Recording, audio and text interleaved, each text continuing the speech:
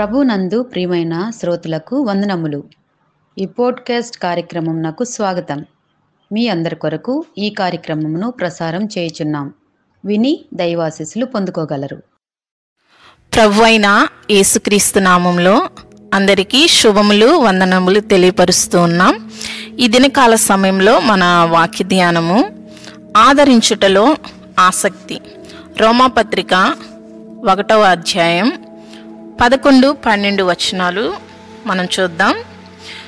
మీరు స్థిరపడవలనని అనగా మీకును నాకును కలిగి ఉన్న విశ్వాసము చేత, అనగా మనము ఒకరి విశ్వాసము చేత ఒకరము ఆదరణ పొందవలనని ఆత్మ సంబంధమైన కృపావరమేదైనను మీకు ఇచ్చుటకు మిమ్మును చూడవలనని మిగుల ఆపేక్షించుచున్నాను.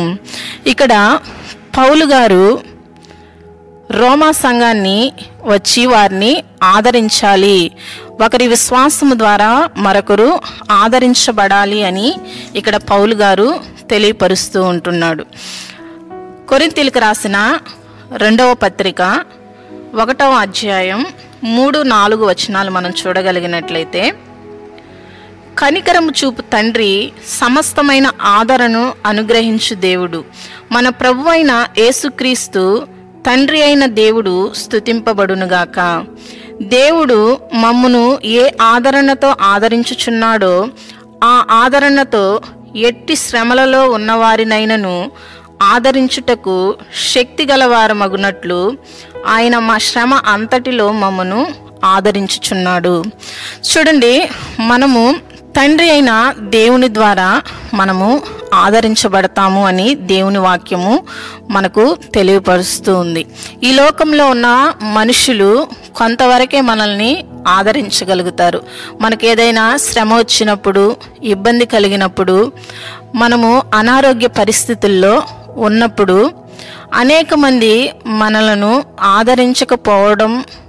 ఆదరించరు, కానీ వారి మాటల వలన గాయపరుస్తూ ఉంటారు.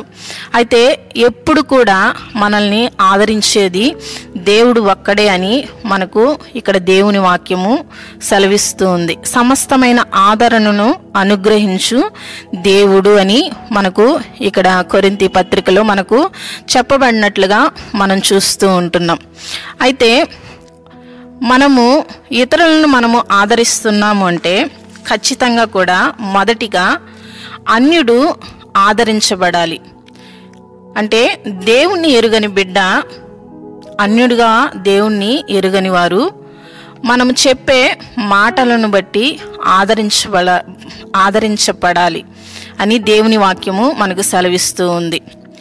అన్యులుగా వారు అనేక మంది మనుషులు వారి దగ్గరికి వెళ్ళి ఏదేదో మాటలు చెప్తూ ఉంటారు.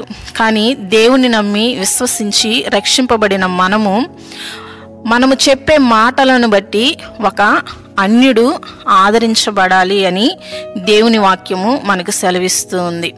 రెండవదిగా మనం చూస్తే, ఒక విశ్వాసిగా ఉండి ఆ విశ్వాసి పడిపోయినప్పుడు వాక్యము ద్వారా మనము వారిని ఆదరించాలి అని దేవుని వాక్యము సెలవిస్తూ ఉంది. కొంతమంది విశ్వాసులు మనము చూసినప్పుడు వారు క్రీస్తుని నమ్మి విశ్వసించి బాప్తిసం పొందుకొని రక్షణ పొందిన దినములలో చాలా విశ్వాసంగా దేవుని యందు వారు ఆసక్తిని కనపరుస్తూ ఉంటారు. అదేవిధంగా కొన్ని దినములు జరిగిన తరువాత వారి విశ్వాసములో పడిపోయి దేవుణ్ణి విడిచిపెట్టేసి మరలా లోకం వైపు వెళ్ళిపోవాలి, ఈ శ్రమలు నేను తట్టుకోలేను, ఈ ఇబ్బందులు నేను పడలేను అని అనేక మంది విశ్వాసులు వెనుదిరిగి విగ్రహారాధన చేస్తున్న వారు కూడా అనేక మందిని మనం చూస్తూ ఉంటున్నాం.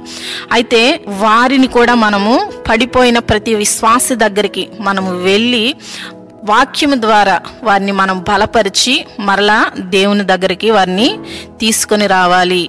ఇలాంటి ఆదరణ మనం ఆదరించే విధముగా మనం ఉండాలి అని దేవుని వాక్యం సెలవిస్తుంది. మూడవదిగా చూస్తే, విశ్వాసంలో ఉన్న విశ్వాసి ఇంకా అధికమైన విశ్వాసంలో ఉండాలన్నట్లుగా మనము వారిని ఆదరించాలి అని దేవుని వాక్యము మనకు సెలవిస్తూ ఉంటుంది.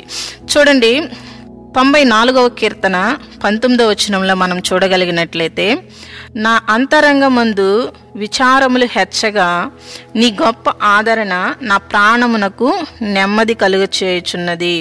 చూడండి, అంతరంగంలో ఎన్నో విచారాలు ఉన్నప్పటికి కూడా దేవుని యొక్క ఆదరణ మన ప్రాణమునకు నెమ్మది కలుగు చేస్తుంది అని దేవుని వాక్యము మనకు సెలవిస్తూ ఉంది. తెస్సలోనికి రాసిన మొదటి పత్రిక 3వ అధ్యాయం 7వ వచనం ప్రకారము, అందుచేత సహోదరులారా, మా ఇబ్బంది అంతటిలోనూ శ్రమ అంతటిలోనూ మీ విశ్వాసమును చూచి మీ విషయంలో ఆదరణ పొందితిని.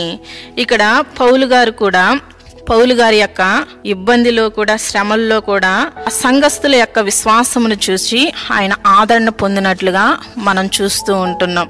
మనము ఎప్పుడు కూడా ఇతరులని ఆదరించే విధముగా ఉండాలి, ఆదరించటంలో మనము ఆసక్తిని కనపరచాలి అని దేవుని వాక్యము సెలవిస్తూ ఉంది.